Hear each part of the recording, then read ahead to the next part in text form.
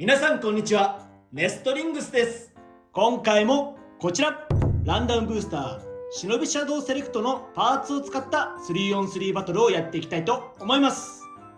今回対戦するのはちょめまるとアシです。よろしくお願いします。よろしくお願いします。それじゃあ早速やっていきましょう。シュ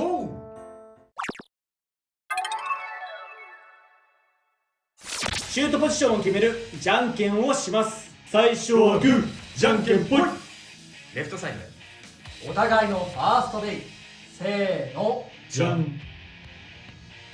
忍びシャドウ 370H。 ウィザードアロー 180T。 ファーストバトル、レディーセット、3、2、1、ゴーシュー。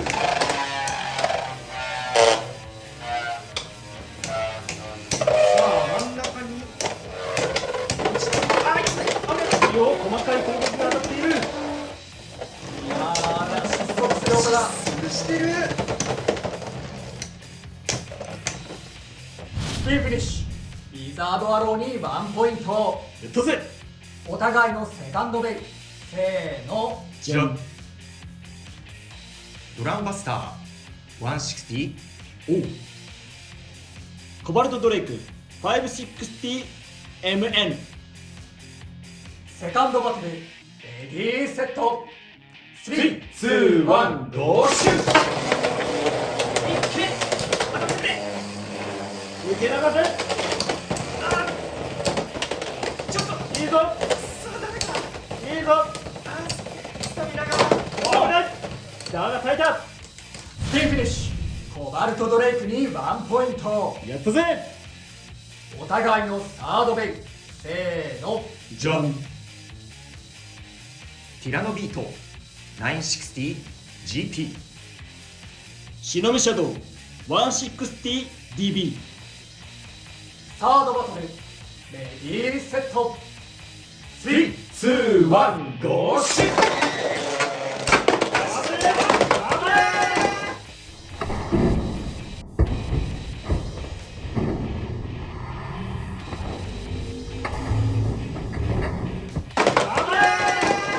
ファーストフィニッシュ。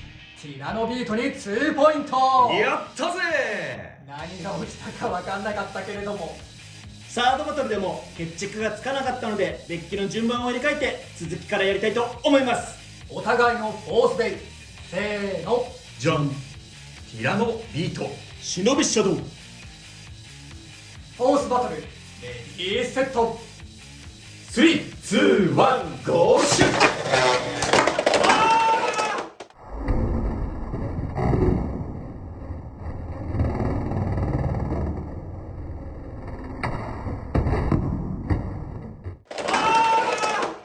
ファーストフィニッシュ。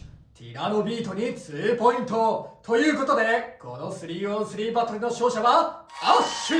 やったー。はい、というわけで 3on3 バトルやっていきましたがいかがだったでしょうか。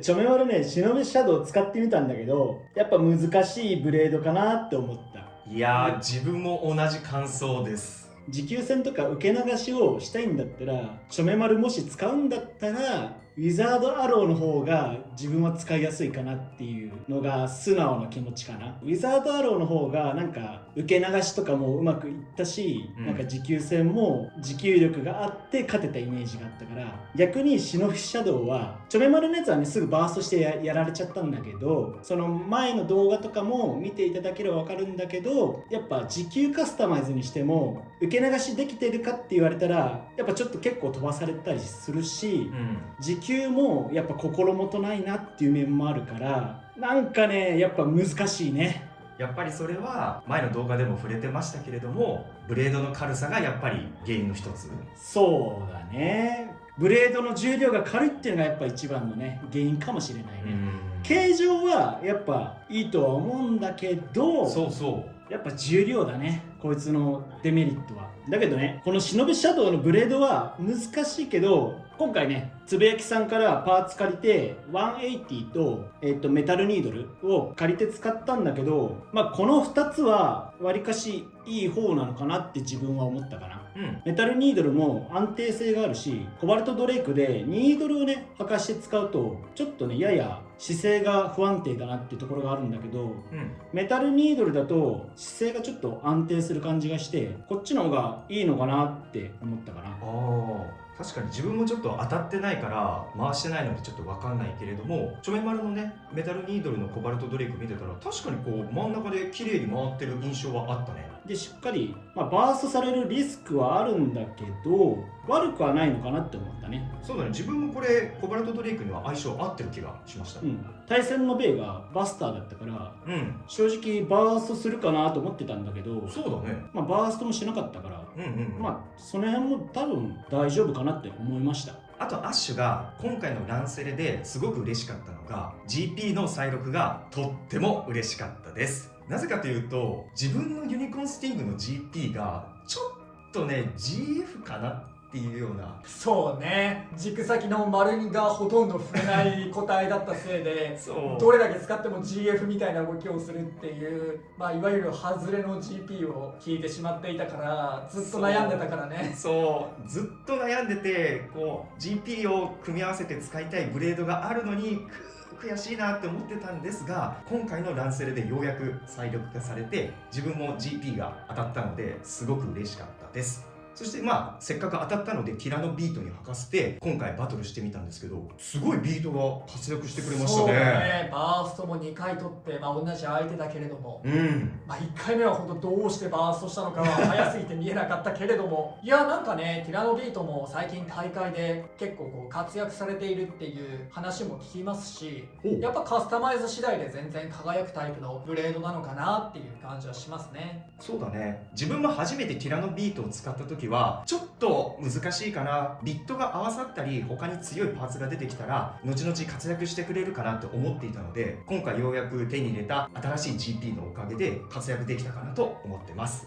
こっからの話は正直ね嫌な思いをしちゃう人もいるかもしれないので、聞きたくない人はブラウザーをねバックしていただければいいんですけど、ちょめ丸からねまたランセルの話になっちゃうんですけど、今回もそのパーツのね収録が01は全部揃ってるんだけど、02とね03がラチェットとビットが別々になってて、やっぱね新規のパーツをラチェットは02、ビットは03っていう風にね分けてくれた方が嬉しいかなっていうのが正直あるかな。ランダムブースターなんたらセレクトの時に毎回言ってる話ではあるよね。そうだね、結局の話揃いづらいんだよね、パーツをね。そうなんだよね。そのランダムブースターとしてはさ、その3種類だから当たりやすさで言えばその1つを当てるっていうのに関して言えば確率は当たりやすくはなってるじゃん。ただ普通のランダムブースターは他のところにパーツが割いてあるから、なんやかんや新パーツを手に入れるっていうのだとマジでこのセレクトはかなり厳しくなってる。救済処置がねちょっとないんだよね。さらに言うと最近ね結構こうベイブレード X も人気になってきて、お店で買うと1元とかなんだよね。だからさ、その3分の1を何度も繰り返していかないといけないっていうのが厳しいんだよね。もうそれこそさ、お金に物を言わせて6個買ってそうすれば大体当たるだろうみたいなのはあるんだけど、3分の 1×6 とかそれこそ最大でも3個しか買えないとかそういうところもあるから、なかなか揃えづらいっていうのはあるね。実際オーブの時に並々ならぬバイパーテールを抱えることになったって人も結構いると思うし、厳しいよねやっぱりセレクト。ちょっとねもうちょっと考えてほしいってところはあるね、その収録の内容に関しては。でもアッシュは GP が再録されて今回当たって嬉しかったし、また LF もね入ってたりしてて、そういうパーツを持ってない人にとっても嬉しいランセレではないでしょうか。ということでこの動画が良かったらグッドボタンとチャンネル登録よろしくお願いいたします。それじゃあまた次の動画でお会いいたしましょう。バイバーイ。